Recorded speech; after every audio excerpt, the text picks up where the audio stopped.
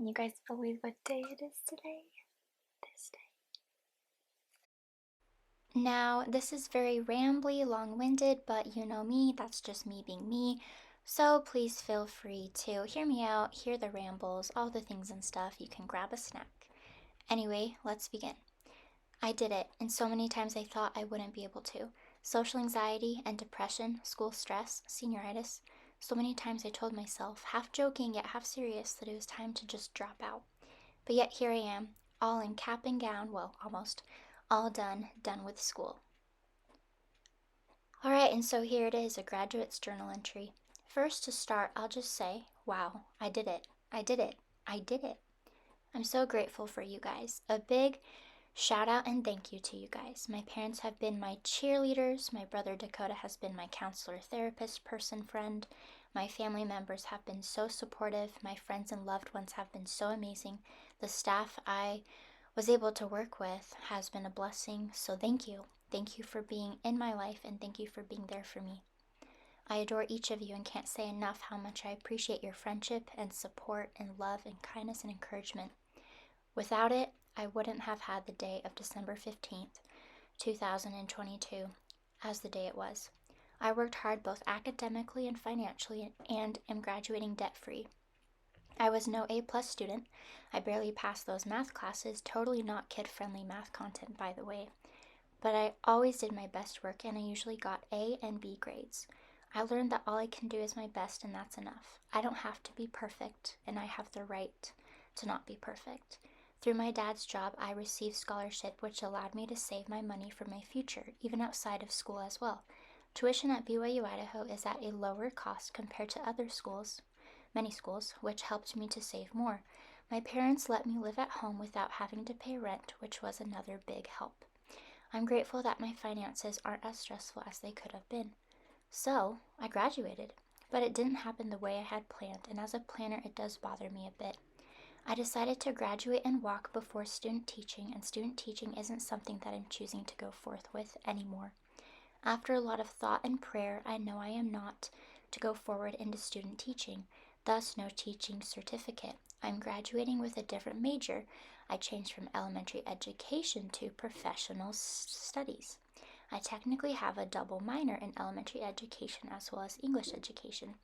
I did everything there was to do for a minor in English education, and I did all courses and practicums required for a major in elementary education.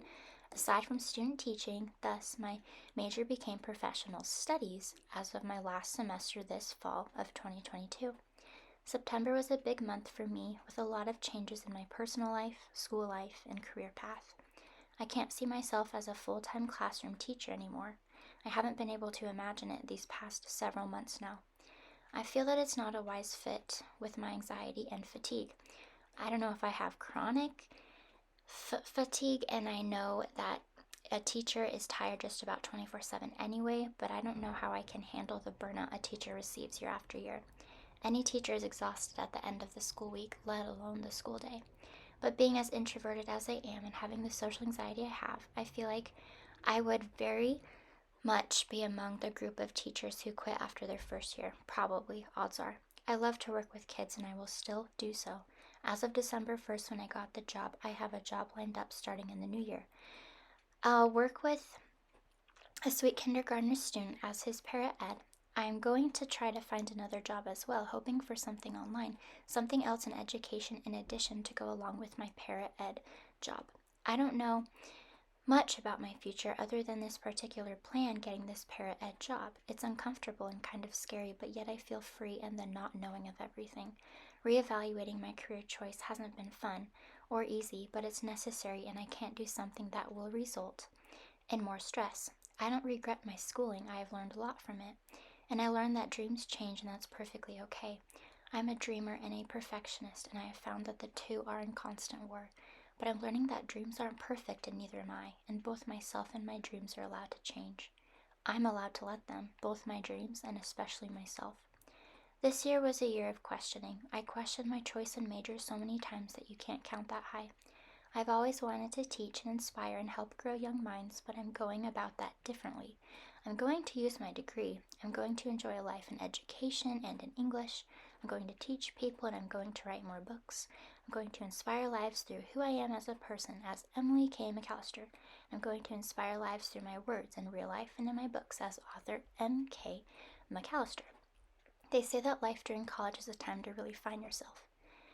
But honestly and truly, I haven't felt as lost as I have since I have neared graduation. I was always so confused when people would graduate in something and not do something in that something, aka use their degree directly and exactly, basically.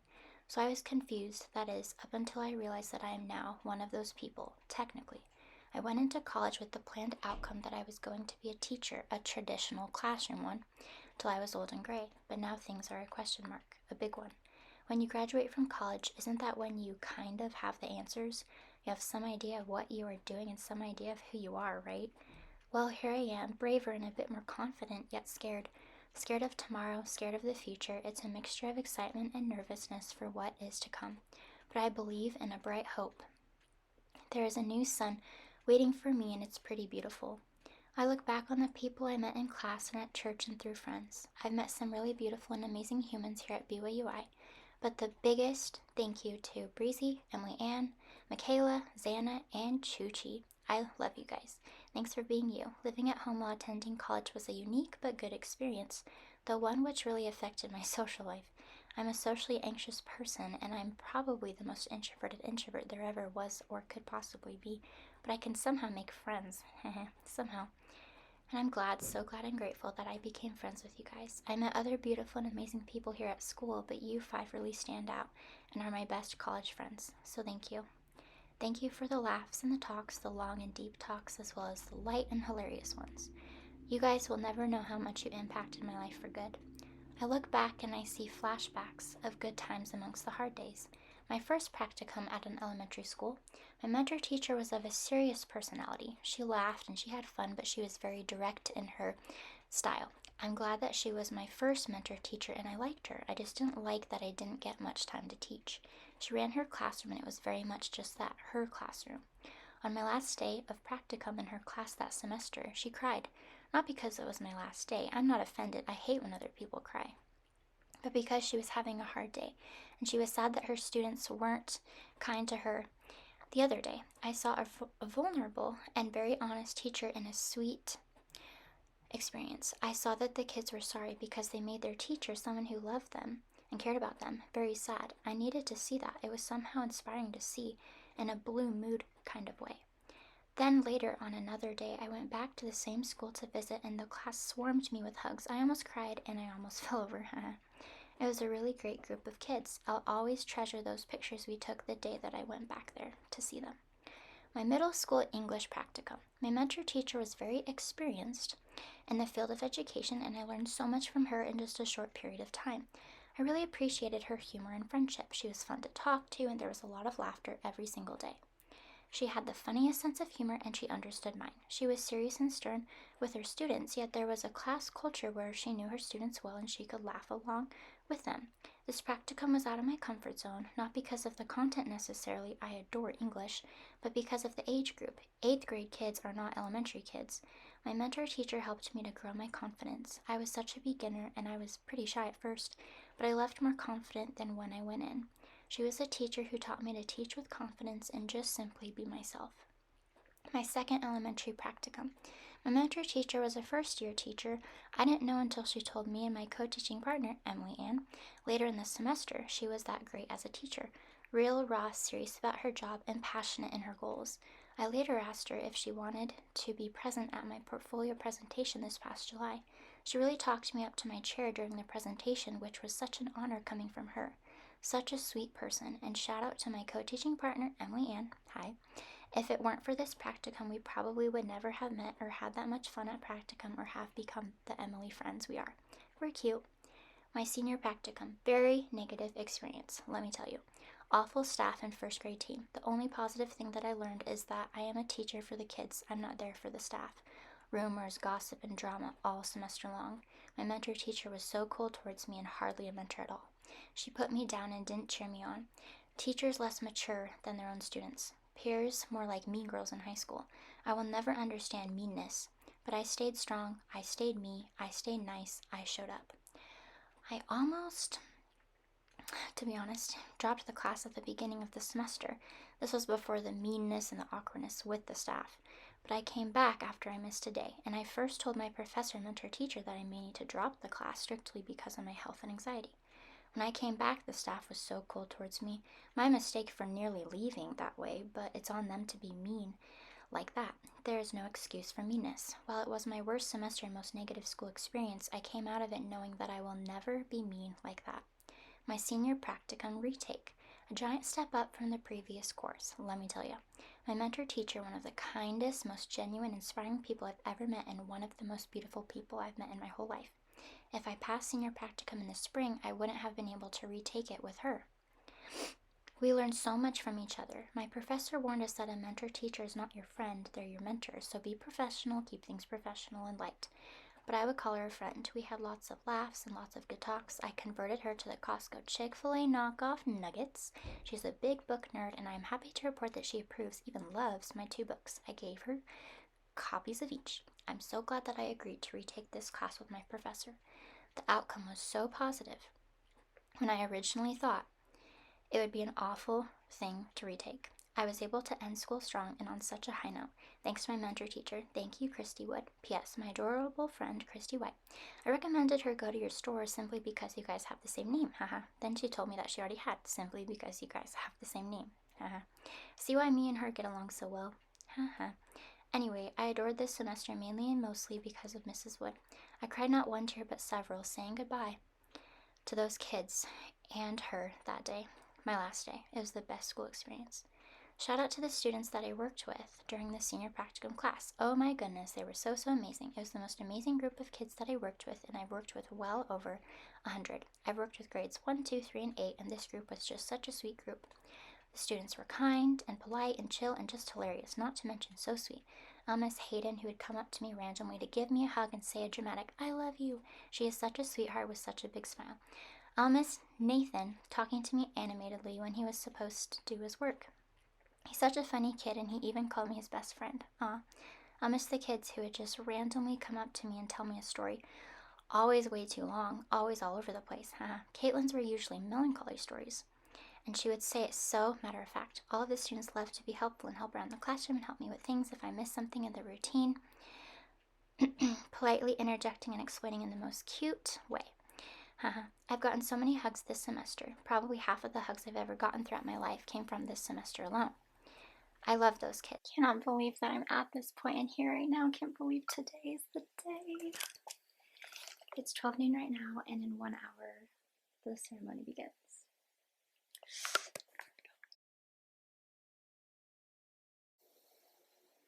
Daxton, are you so excited for me? I'm graduating today.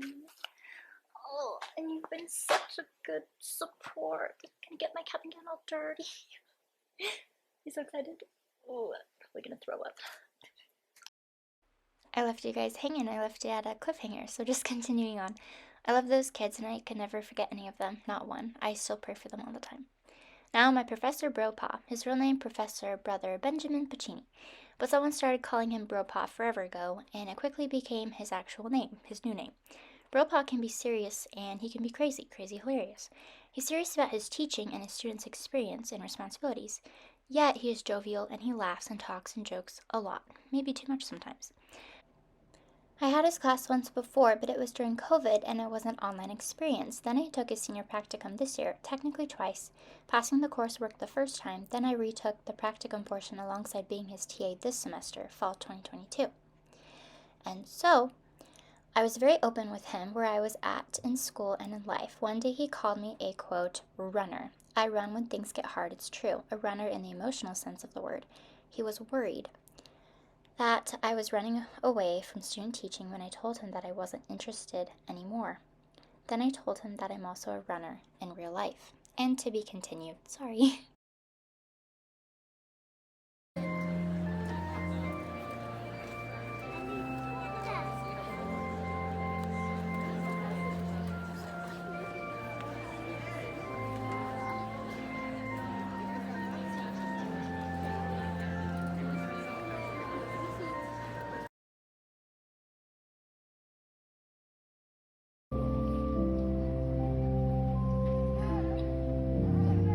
Emily K. McAllister, Bachelor of Science, Professional Studies.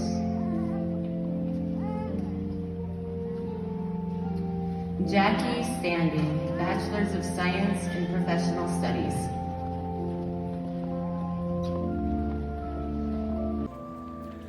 Denise Huff Mullins, Bachelor, University Studies. Brianna Faith Hendricks, Associates of Science in General Studies.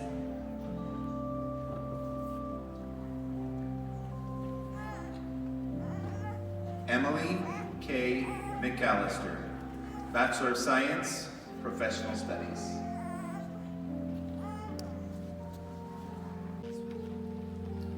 Jackie Standing, Bachelor's of Science in Professional Studies.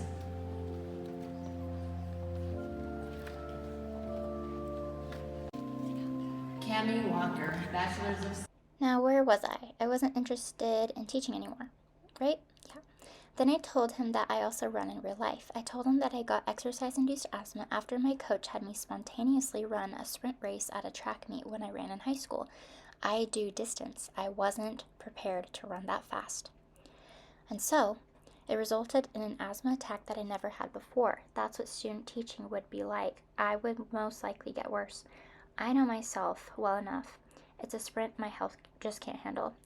I already really pushed myself with school. He was understanding and he said that he would support me no matter what I decided. He said he had my back, no questions. That's a true person. I will forever be appreciative for Bropaw. It's no wonder he's one of my favorites at BYU Idaho, and his office door is always open with at least one student waiting in his desk chair, waiting for him to come to his office. Thank you times a million, Bropaw. If it weren't for your class, I wouldn't be at this point. My adventures in teaching in a classroom as a classroom teacher have been amazing.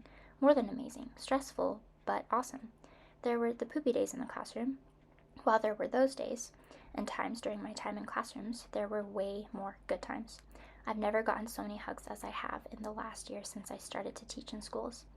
Even from the kids who would act out in class and show challenging behavior. I'm thinking that I'll make some kind of elementary ed scrapbook or album where I can fill it up with all the drawings and pictures and craftsy cutesy things from all the kids. These kids touched and blessed my life, just as I was able to inspire them. Teaching truly is a noble profession. It's hard and it doesn't get the praise that it deserves. The good and best teachers deserve that. To be heard, to be noticed.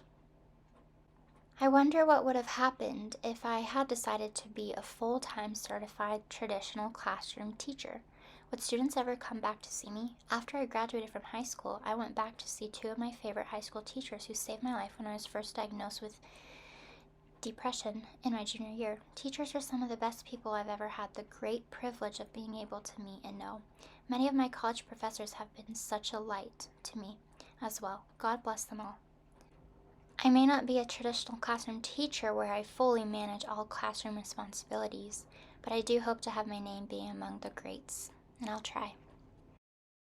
It's almost funny, but really anything but. I'm graduating from the very thing that caused me to go psychotic and go without sleep for 10 days straight. And if you don't know the story, and no one can ever truly fully know the story because you're not me and this nightmare never even happened to you, but I'll tell you some of my story now.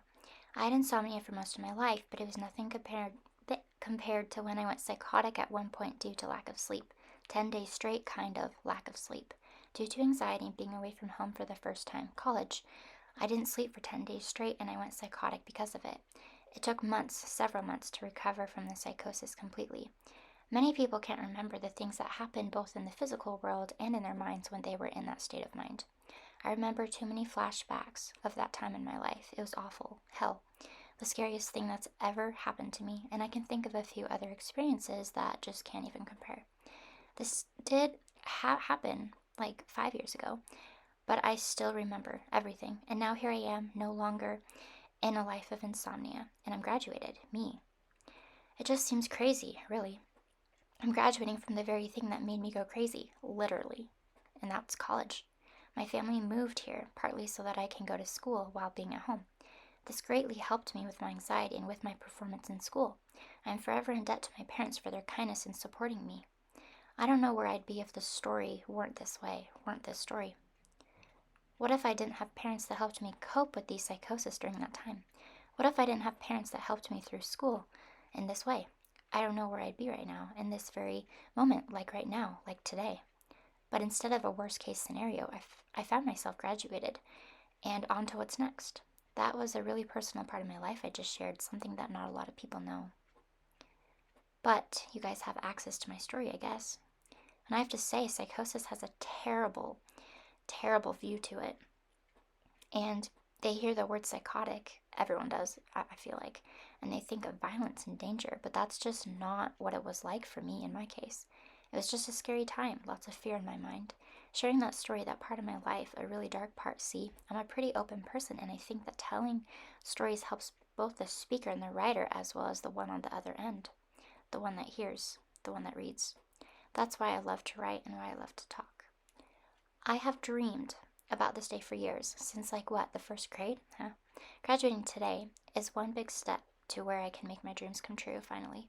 And I can't wait for what's next, and I love the possibilities, experiences, opportunities, and positivity my future will bring to me. I don't know all the details and plans in my future, and there's a big question mark floating around in my head. I have some ideas as to what I'll do and how my life will look for the next bit, but it's not set in stone, and I'm determined to just calm the freak down and go with the flow. Something that I'm trying to teach myself to do. I found being a teacher comes more easily to me than it is to try and teach myself how to calm down and just enjoy life. This is a great time for me to work on me. I need to be my own best friend, especially at this crucial time in my life. Crucial because I need to take care of myself and be kind to myself for having survived school. I need to breathe again. It's been a long race, a marathon. It felt like an endless race at times. There were storm clouds over me during some parts. My asthma would flare up, and at times I just couldn't breathe. My pace was all over the place, sometimes smooth and other times inconsistent. But I reached the end. Now I'm training to start another race, and this one's different, very. This one is going to be more intense. It's going to be longer. I haven't used my inhaler for a long time now, like years. I even went as far as to throw it away. But I don't need it. I can get my breathing under control. I can get my pace even. It's okay if I slow down, if I have to. Sometimes I'll need to look down at my feet to make sure that I'm still there, that I'm alive. And other times my eyes will be on ahead, on the future, on what's coming in my path next. A coach in high school told me that I have a sloppy form, but when I ran at the indoor campus track one day, this was a while ago, an older man on the track came up to me when I was cooling down and said that I'm amazing and that I look as if I'm flying. That's what I want my run to be for the rest of my life. I don't want to run, I want to fly. I got my breathing down to where I only need to catch my breath for just a moment once I stop my run. I notice that my breathing is light and flowing quietly while I am in the act of my run. I want to live a life as a quiet athlete. I don't need to get first place. I know I won't get in last. I'll just run, as if no one is there. I run for me and for no one else. I know I won't get a trophy and I don't care. I'm doing it for those endorphins and that high. I'm doing it because it just makes me happy, and life does too. Even though both those things can make me cry and hurt. Anyway, running metaphor complete. I just really love to run. Whew, now that's all off my chest. Do you think I should have done a speech at my graduation? That chance you would see me up there talking in front of everyone. It was hard enough to breathe right and not trip across that stupid stage. But, I'm proud of me. I did it. Me. There was stress along the way, and most of it was stress, honestly. But I did it. Me. And I can put it behind me, a challenge that I won. There will be more challenges, many more. That's a real fact and honest truth. But I'm ready to win them all. And I will. I just wanted to show this cute little scene. I love Christmas time and lights, and this just makes me so happy. This was the night before graduation when I ran at the track, and I stalled. I really admired the grounds, and I didn't get a snap of it or anything, but I noticed how beautiful it was. Just me seeing the door open to the place where I was going to meet with all of the graduates. It was crazy cool. Like, it was just really surreal to see the before the big day, and it was empty and quiet in there, and it was just a big loud wow. It's real. That was so cool. So good to be home and out of those clothes. It was a good time and a really, really good day. It was just a long day and a lot of people, and and I think I hid my anxiety pretty well considering. Did not trip. Important update. It was almost fun. Almost. Gonna decorate my cap at a later date. I was thinking the same day, but there's no way in hello that I'm gonna do any more than I already have. This is exciting. Look what we have here, that beautiful font. And then we also have a cute little pen, cute little note. And yeah, the rest of my night is gonna be, I don't know what. Nothing. That sounds good to me. Let's do it. Sound effects of random excitement. Yay. Okay. And I know, I'm back to talking, but I just wanted to share one thought. My mom got a lot of notes at my graduation ceremonies, both of them. And the one that I love the most is that I'm to be a light, that I'm to bless and help, and to be good to everybody around me, and to help them, serve them, be their friend, just be a light to everybody around me. And my very most favorite, I have to say, the best quote is to add your gifts to everyone around you. And I just think that's really, really inspirational. And I love that thought. And that's a big goal of mine. And that's my graduation.